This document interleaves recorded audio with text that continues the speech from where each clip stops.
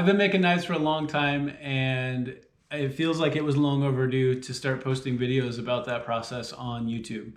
I had a ton of fun making this 4-inch Hunter.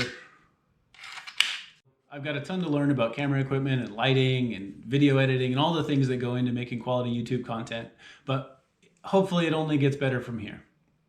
If I made any classic first-time YouTuber mistakes, let me know in the comments and I'll see if I can't fix them in the next video.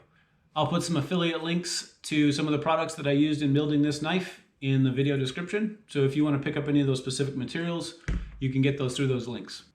With that, hopefully I'll see you after the next video.